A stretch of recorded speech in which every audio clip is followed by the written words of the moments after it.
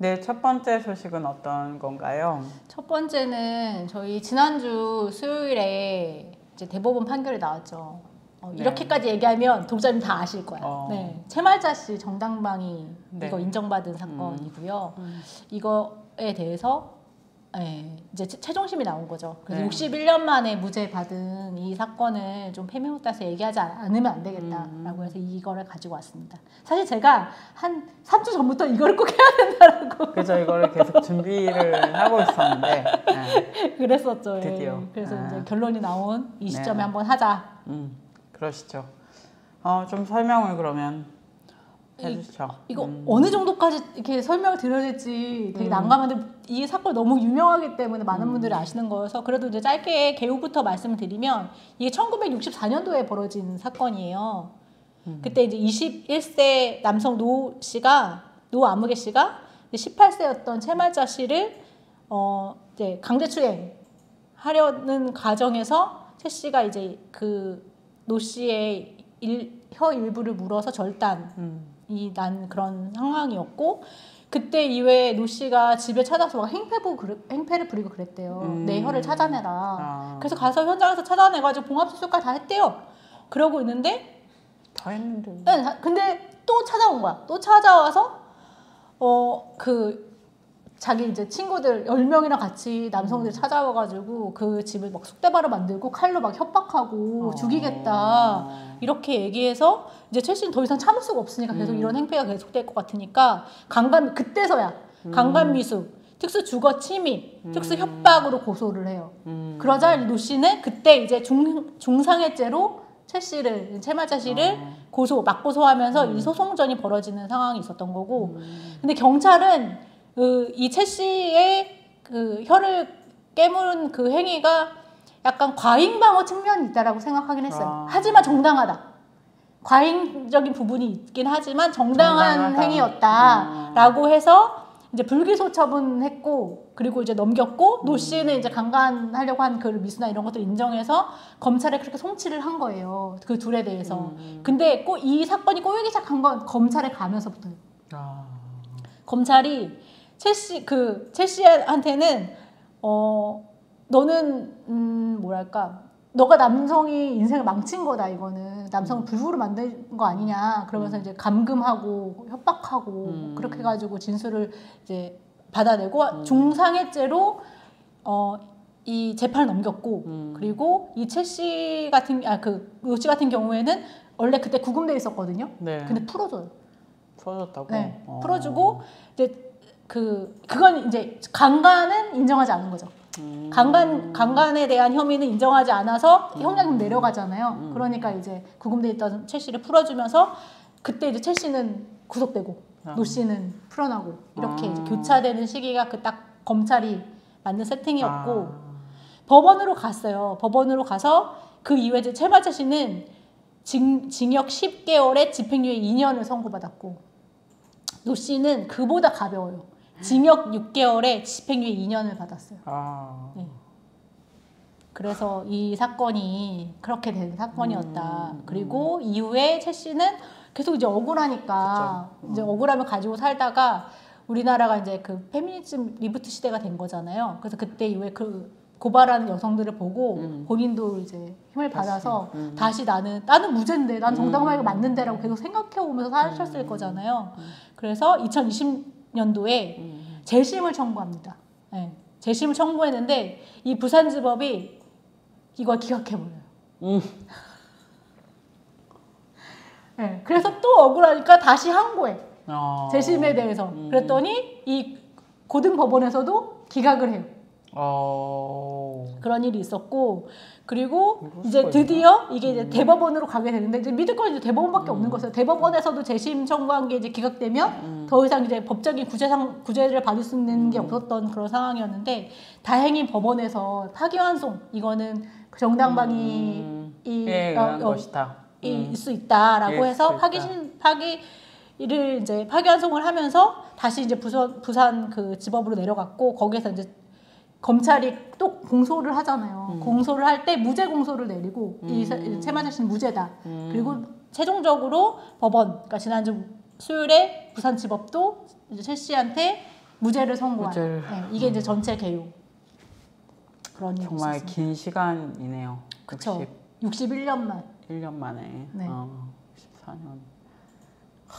네, 어쨌든 가장 최근에 지난주에 네. 이제 네 그렇게 판결이 난 거죠. 여성들이 네. 화도성을 너무 재판장에서 너무 기쁜 일이었기 때문에 맞아요. 맞아요. 그래서 막 무죄다 막 그러는데 거기 그 재판장에 있는 어. 경비들 있잖아요. 빨리 나가시라고.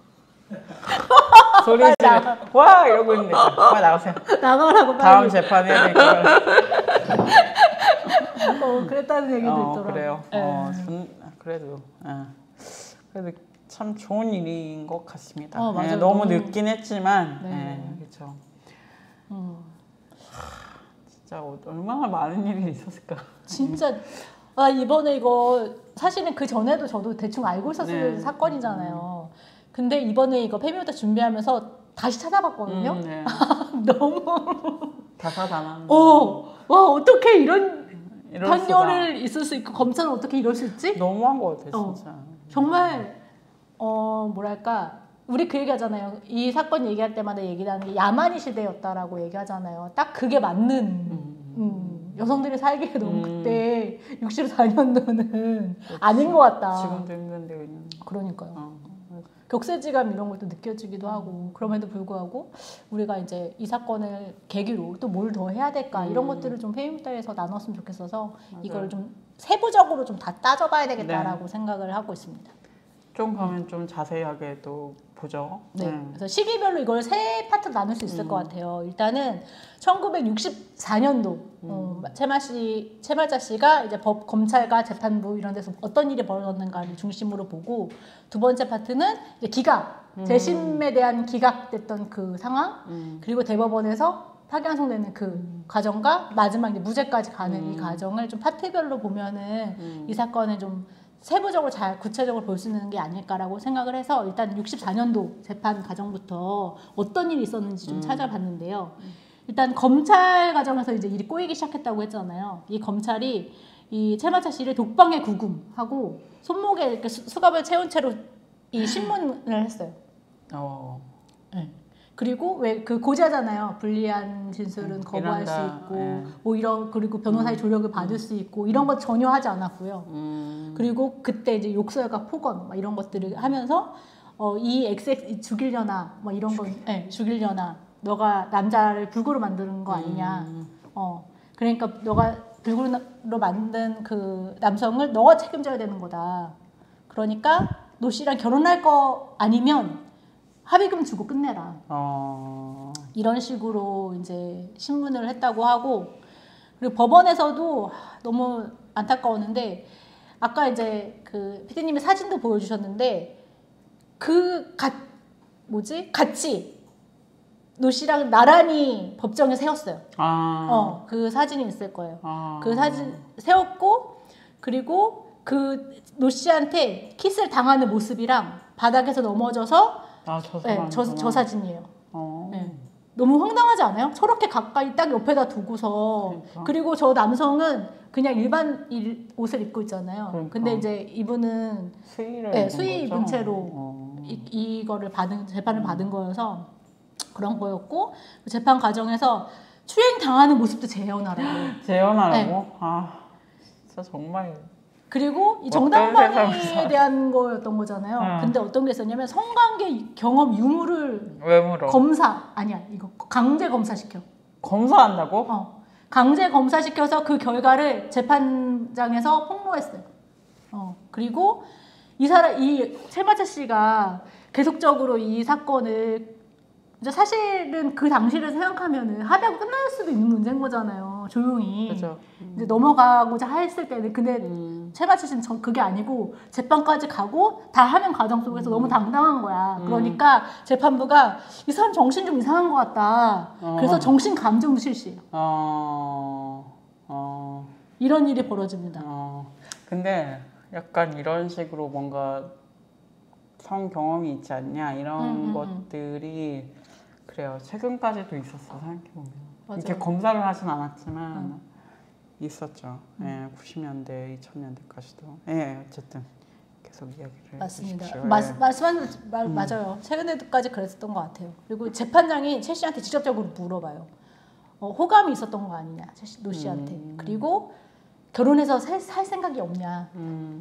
이렇게 물어보고 최 씨가 그래서 차라리 벌을 받겠다고 답했어요. 죽어도 저 사람과는 결혼할 수 없다라고 이야기했고, 더 웃긴 거는 그 당시에 모든 분위기가, 검사도 그랬지만 결혼하면 다 해결되는 문제 아니야 이런 분위기였다고 했잖아요. 그게 중요한 거는 최마자 씨 변호인도 그렇게 얘기해요. 재판장에서 뭐라고 얘기하냐면 자기가 노군과 최양이 혼인 중매를 나서겠다. 그러니까 선처 거의 그런 수준으로 변론을 하신 것 같더라고요.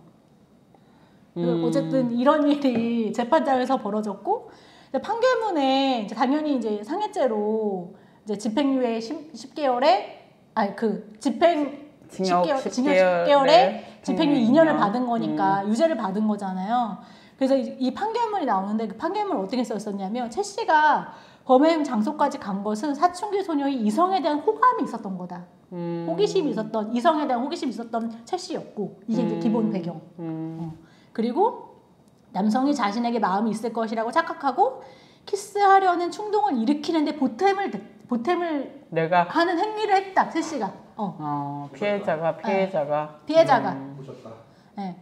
그리고 강제 키스를 하여금 반항을 못하게 하는 게 다른 방법도 있었을 텐데 어쨌든 불구의 몸으로 만든 거 아니냐. 그래서 이거는 상당한 방위 범위를 지나친 것으로 봐야 된다라는 그렇게 결정이 나왔고, 그리고 재판 과정에서 뭐 최마자 씨 어머니가 이제 그 남성한테 너가 내 자식 인생 망쳤다 막 이렇게 소리 지르는데, 이 반대편에서 그 이웃 주민들이 있을 거잖아요. 주민들이 아니 처녀 총각이 키스한 게 뭐가 그렇게 대단한 일이라고. 네 입술은 뭐 금덩어리냐 이런 식으로 얘기했다고, 이런 얘기도 있더라고요. 그리고 그 당시에 이제 지역에서, 이제 부산 지역에서 발생한 거니까 얼마나 또 지역 언론들이 관심을 가졌겠어요. 그때 이 언론들도 이제 가해 남성의 입장에서 동정론을 계속 부추기는 그런 기사를 썼는데, 부산일보 같은 경우에는 처녀에게 키스 한번 하려다가 혀를 깨물려 벙어리가 되었다. 이렇게 이게 기사였고, 그리고 국제신문 같은 경우에는 노총각은 병신된 데다 오히려 벌을 받아야 할 처지다. 과연 처녀의 입술이 총각 혀를 두 동강 낼 만큼 값진 것인가? 이런 말도 안 되는 이런 기사를 냈다고 해요. 이게 이제 이게 그래서 1964년도에 벌어진 일들. 그러네요. 어떤가요? 좀 소감이 어떤가요? 이런 얘기 들어보니까. 근데 그 반응이 되게 익숙해서 이게 안 들어본 얘기는 아니거든요. 살면서 다 들어본 얘기야. 왜 그런 말을 듣고 살았어? 되게 그러니까 내가 들었다기보다 그런 성폭력 사건을 이렇게 관련한 뭐 법 관련 자료를 보거나 기사를 보거나, 저도 이제 90년대부터 그런 걸 본 거 아니까 어쨌든 좀 약간 뭐 10대 때부터 그런 뉴스들을 봤을 때 그런 것도 되게 많았던 것 같아요. 맞아, 생각해보니까 그 밀양 집단 성폭력 사건도 그 경찰들이 너가 꼬신 거 아니냐. 네가 뭐 멀쩡히 지금도 그래. 지금도 뭐 그런 멀쩡히 미래가 있는 청년을 꼭 고소를 해야겠냐. 꼭 처벌을 이렇게까지 해야겠냐. 이런 얘기 하지. 언론도 왜 그 가해자 같은 경우 의대 다닌다거나 맞아요. 뭐 명문대 다니면 그 딱 프레임 하잖아요. 미래를 망친다. 총망받는 미래를. 그래서 가해자들이 그 얘기 하잖아. 자기가 사회에 봉사할 수 있는 길을 달라. 그러니까 선처해달라 이렇게 말을 하고, 맞아. 그게 감형이 이유가 되기도 하고. 맞아요. 진짜. 최근 몇 년 사이에도 그런 보도들이 많이 나왔고, 기각하는 이유들이 그런 것들이 있었죠. 그나마 미투 이후에 그나마 좀 그런 것들이 좀 적어지긴 했지만, 맞아요. 여전히 어떤 남아있는 것들이 있고, 판결에도 그렇게 있다고 저는 생각을 하는데, 지금도. 아니, 뭐 감형사유에 다 들어가잖아요. 예. 나는 왜 그 감형사유를 여기서 대단한 게 최말자님이 진짜 대단하다는 생각이 들고, 아마 이건 진짜 대단하신. 그리고 그 당시에 그런 삼심제나 아니면은 뭐 이런 거를 알 길이 없잖아요. 그 나이 때. 그리고 그 당시에. 그래서 이 언제까지 재심을, 그러니까 그 항소할 수 있다. 이런 것들을 잘 몰랐어서 그 기간이 지났고, 그리고 아버지가 땅을 팔았대요. 그리고 그걸 합의금을 준 거야. 그래서 항소를 할 수가 없어. 아, 합의금을 줘버렸다. 합의했다. 그래서. 그게 이제 재판부로 가면 불리해질 거잖아요. 그러니까. 합의해놓고서 항소하고 그런 게 될 수도 있으니까. 그래서 항소를 못했다고 그런 기록들이 있더라고. 정말 말씀하신 대로 대단한 것 같아요. 그 당시에. 아마 엄청나게 정말 수두룩 빽빽 많은 여성들이 이런 상황에 부딪히셨을 거고 그거를 이제 내면화했기 때문에 우리 나이 때도 저도 굉장히 뭐 이렇게 그런 상황이 오면 피해라 무조건 뭐 가지 말아라 이런, 그러니까 내가 뭘 해야 된다는 조심해야 되는 교육을 늘 받고 자란 세대여서 저도 그렇고, 그러니까 그게 내면화돼 있는 것 같아요. 그렇게 하면 내 손해다 이런 게 내면화돼 있는 세대인데 그 교육을 시킨 엄마 세대는 오죽했겠어요.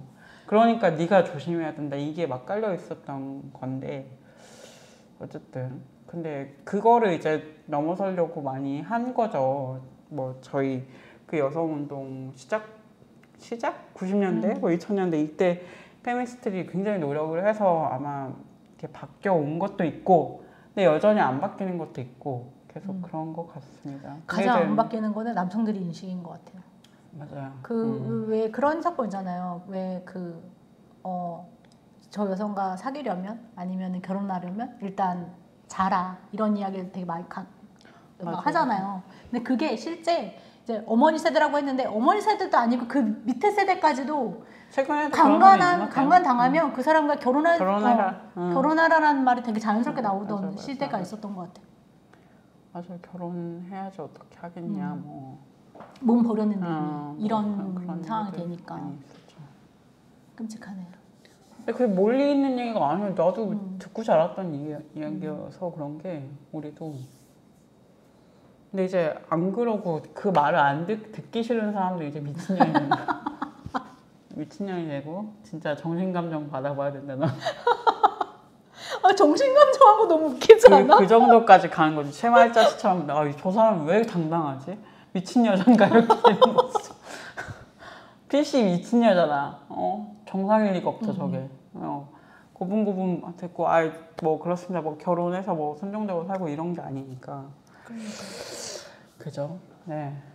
확실히 최말자 씨의 삶이 그러니까 성정 자체가 그러신 것 같아요. 약간 용기 있고 그런 여성인 것 같아요. 그래서 어쨌든 아버지 그 시대는 이제 어쨌든 결혼을 반드시 해야 되고 중매 결혼을 통해서 어쨌든 시집가는 그런 형태였고 가는 걸로 이제 얘기되는 그런 시대였고 그래서 아버지 손에 이끌려서 어쨌든 그 혼인을 했지만 이혼도 이제 이 최말자 씨가 이 사람과는 더 이상 생활이 불가능하겠다고 해서 이혼도 이제 본인이 이제 한 그런 상황이었고 그 이후에 이제 혼자 살면서 이 재신까지 온 거니까 정말 대단하신 거죠.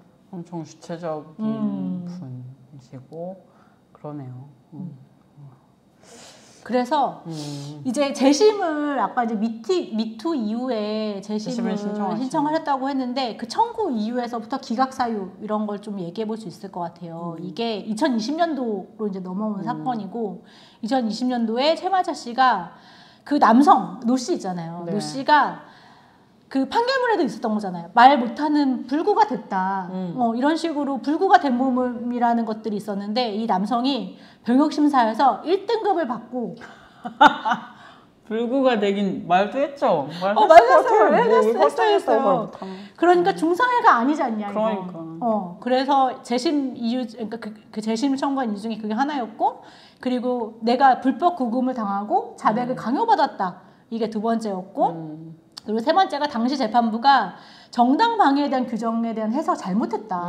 이게 세 가지였고 그리고 마지막이 재판 과정에서 순결성을 검사하거나 아니면 가해자와의 혼인을 강요하는 등 직권남용 권리 행사 뭐 이런 것도 있었던 거 아니냐. 그래서 이 4가지 이유로 이제 재심을 청구했는데 1심, 2심 재판부는 이거 기각했다고 했잖아요. 그쵸. 기각 이유가 가해 남성 노 씨 혀가 잘려서 발음이 어눌해진 것은 중상해로 볼 수 있다.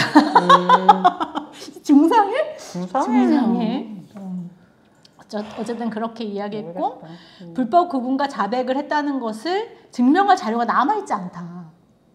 최 씨가 그 당시에 구금당했고 자백을 강요받았고 이런 것들이 남아있지 않는 거 아니냐.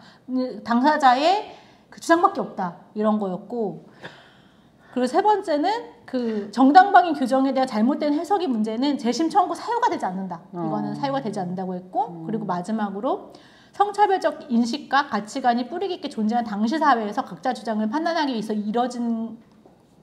위해 이뤄진 것으로 볼 수 있다. 뭐 그래서 예를 들면 그런 거예요. 그러니까 시대가 바뀌었다고 해서 그 당시 판단했던 거예요. 그 시기에 그 시대에 맞는 판결을 내린 것을 지금 와서 시대가 바뀌었다고 바꿀 수 없다. 아니 얼마나 많은 재심 청구를 했는데 민주화 시대 때 당했던 거 국가로부터 당했던 것도 재심 청구를 얼마나 많이 했는데. 근데 그거는 재심할 만한 이유가 있었다. 그러니까 예를 들면은 뭐 불법적인 감금 아니면 폭행, 가혹행위 이런 걸로 인한 수사가 이뤄졌다라고 한다거나 아니면 정말 중대한 새로운 증거가 발견됐다거나 이런 경우에만 우리가 재심을 해왔다라고 이제 재판부는 얘기한 거죠. 그런데 그 당시 시대의 상황이 바뀌고 이제 우리가 이제 미투나 아니면은 그 페미니즘 리부트가 되면서 사회가 바뀐 거. 근데 지금 기준으로 그 당시 재판을 다시 할 수 없는 거 아니냐.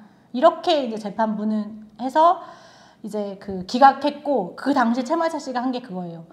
지금도 틀렸고 그때도 틀렸던 거다. 맞아. 그때도 틀렸던 판결을 왜 지금 시대에서 그 기준으로 본다고 얘기하냐. 그게 아니라 그때도 틀렸던 판단인 거다라고 이제 그때 이야기를 하면서 이게 이제 화제가 됐었던 그런 상황입니다. 네. 그러니까 이 기준이 누구에게 맞추어져 있는지 그 판단 기준이 그러니까 이 재판부가 진짜 너무 후지인 거 아니에요?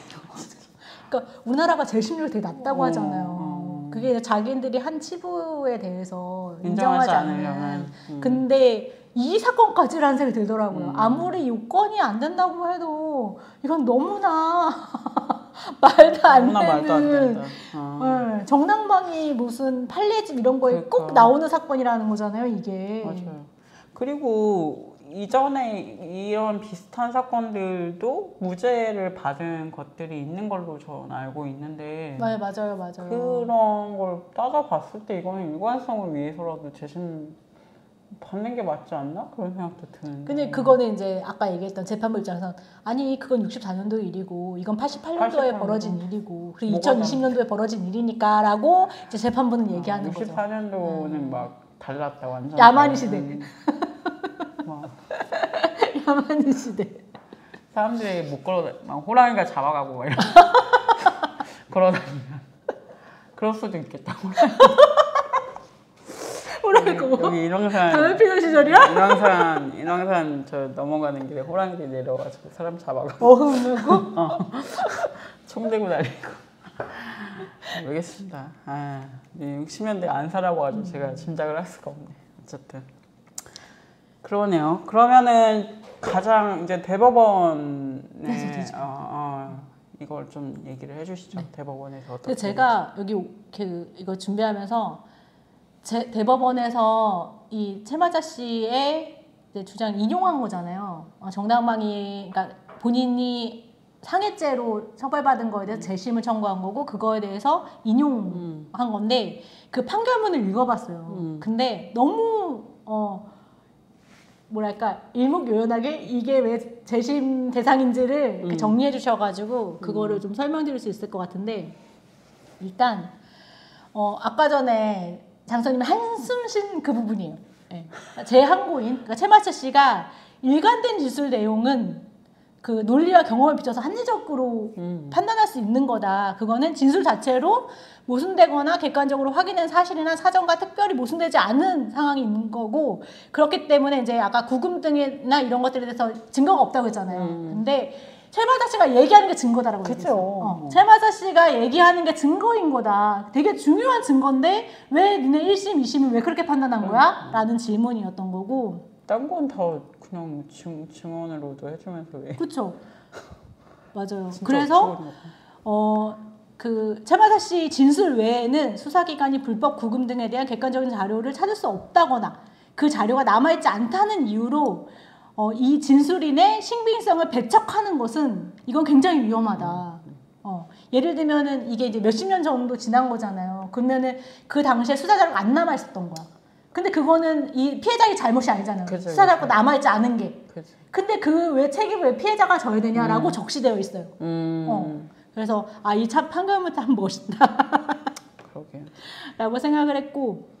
그리고 그 불법으로 체포 감금된 상태에서 조사를 받았다고 볼 여지가 충분하다고 이 사람은 이제 이 대법관은 판단한 거잖아요. 그리고 그 검사의 행위, 뭐 인신 구속을 했다거나 직권을 남용하거나 그래서 사람을 체포 감금하는 행위는 이거는 직권 남용에 의한 체포 감금죄를 구성한다라고 했고 그래서 파기환송 다시 판단해라고 이제 돌려보낸 거죠. 그렇군요. 그 이후에 이제 아까 전에 이제 검찰이 무죄 구형을 했다고 했는데 이제 이 공판 검사 나중에 한 번 더 이야기했지만 이 공판 검사가 고개를 숙입니다. 최마자 님이라고 하면서 고개를 숙이며 사과를 하는데 검찰의 역할이라고 하는 것은 이제 범죄 피해자를 범죄 사실로부터 사회적 편견과 2차 가해로부터 보호하는 게 원래 이게 역할인 거다. 그럼에도 불구하고 그 당시 검찰이 그 역할을 다하지 못했고 오히려 그 반대 방향으로 작동했다. 그 결과 그래서 성폭력 피해자가 마땅히 보호받아야 했지만 최마자님께서 가늠할 수 없는 고통과 아픔을 우리가 드렸다. 깊이 사죄드린다. 라고 했고 이 사건은 정당방위 행위. 과하다고 할 수 없고 위협하지도 않다라고 무죄를 구형하는 그런 상황이 이게 진행이 됐고 이게 한 달 전에 있었던 거고 그리고 이번에 이제 다시 이제 법원이 판결을 있었던 거죠. 법원 판결이 근데 너무 아쉬운 건 법원 판결을 하는데 사과하지 않았어. 그냥 1분 만에 끝났어요. 재판이. 그래서 그 재판장이 피고인 최발자님 앞으로 나오십시오. 중상해를 인정할 근거가 부족합니다. 그리고 이 사건 기록에 의하면 피고인의 행위는 정당방위라고 인정이 돼서 상해죄도 성립하지 않는다고 생각됩니다. 따라서 다음과 같이 판결합니다. 피고인은 무죄. 이렇게 하고 끝났어요.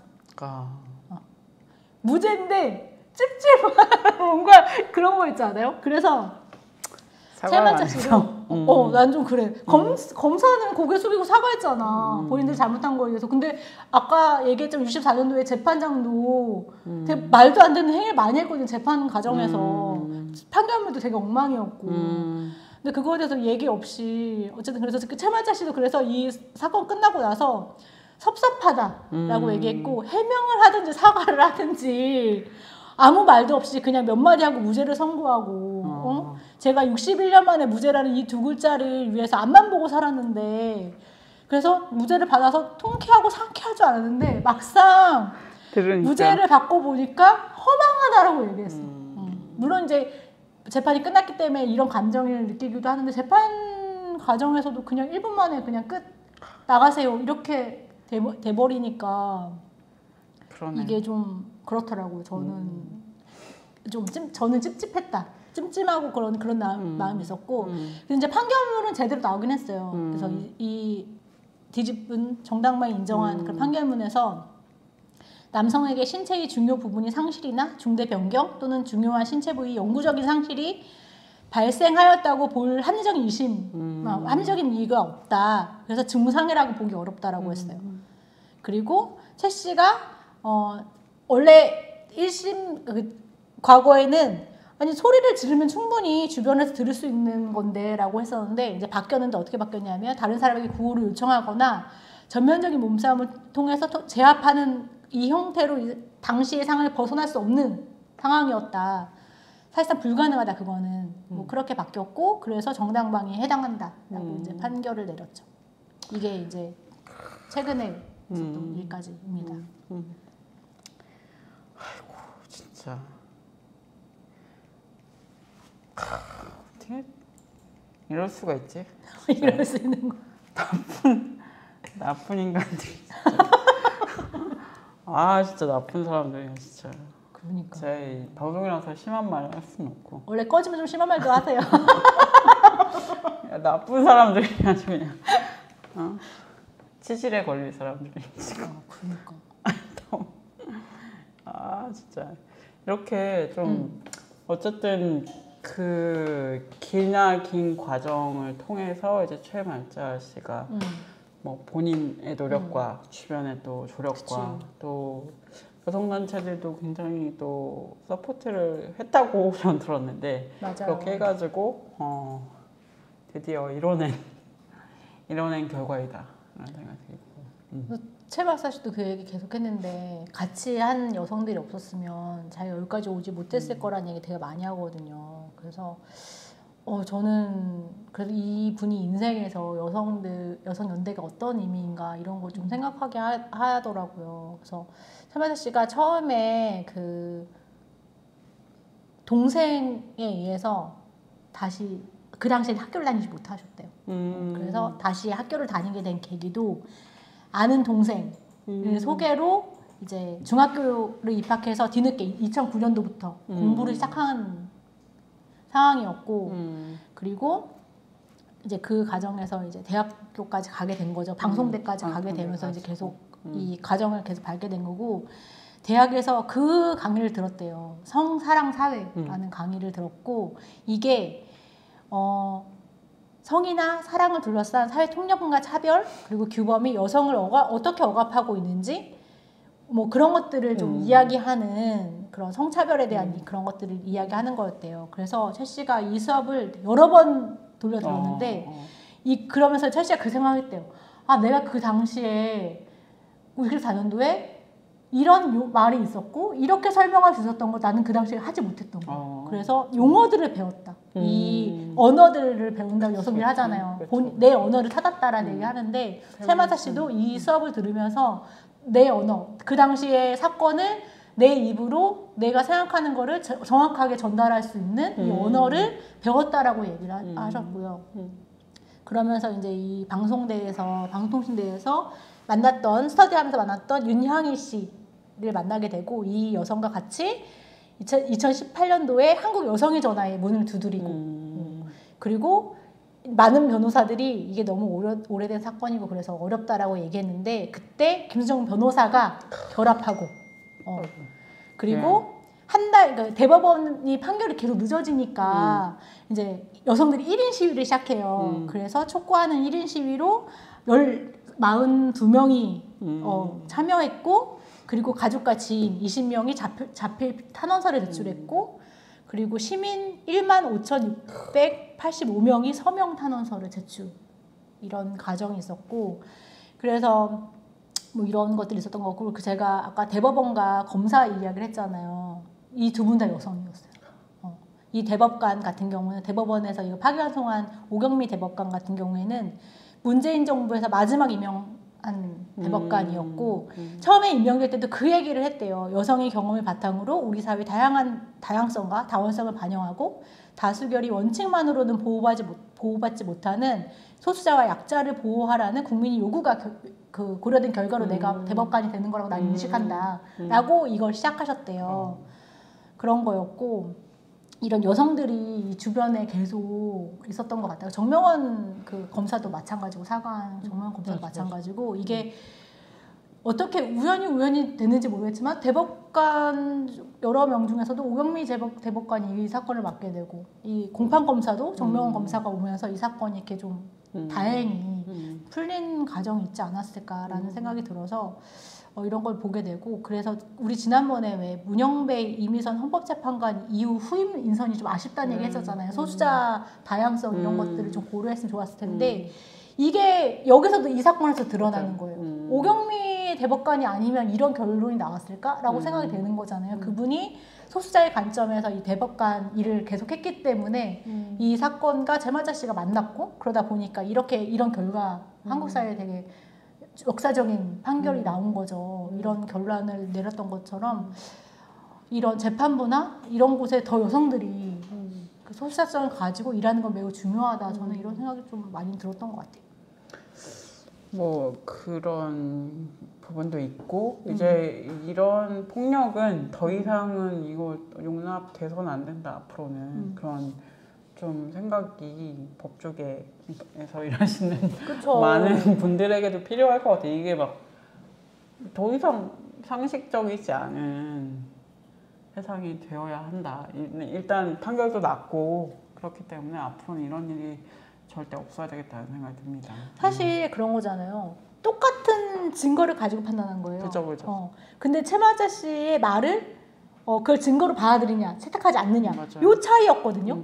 근데 1심, 2심 재판부는 그걸 하지 않은 거고, 그래서 기각한 거고, 대법원에서는 그렇게 똑같은 증거를 가지고 판단이 달라질 수 있다라는 거예요. 일관된 증언을 한다고 하면 어쨌든 그 당사자의 목소리를 듣는 게 통상적이라고 저는 생각을 하는데 왜 너 네 말밖에 믿을 게 없지 않냐. 그렇죠.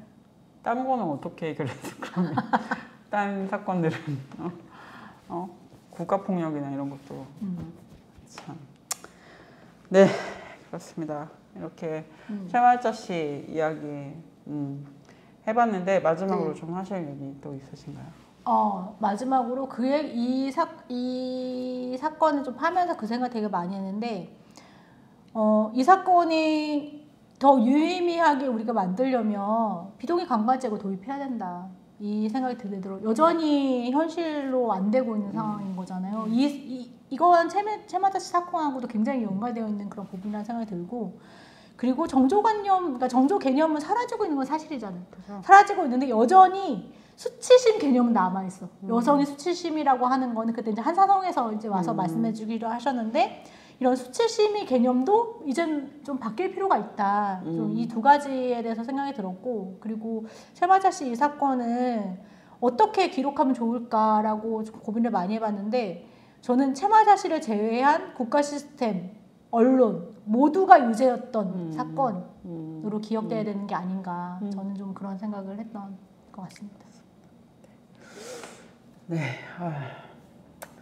그렇습니다. 어쨌든 정말 중요한 그 판결이고 중요한 뭐랄까요? 중요한 순간인 것 같아요. 그래서 이걸 어쨌든 잘 남기고 이 용기와 이 자매들의 여성들의 이런 연대 이런 걸 좀 잘 기억할 필요가 있겠다 그런 생각이 들고 좀 이 사건을 또 통해서 또 많은 분들이 또 용기를 얻지 않으실까. 그럴 것 같아요. 그러니까 최마자 씨도 미투로 인해서 본인이 이제 이런 그렇죠. 재심을 청구하게 됐듯이 최마자 씨의 경험이 또 다른 여성들에게 용기를 줄 수 있는 거가 되지 않을까.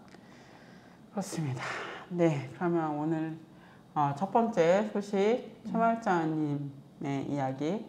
사건이 길어서 말도 네, 길어졌어요. 말이 많았습니다. 어쩔 수가 없어서 네, 여기까지 하고 다음으로 또 넘어가겠습니다.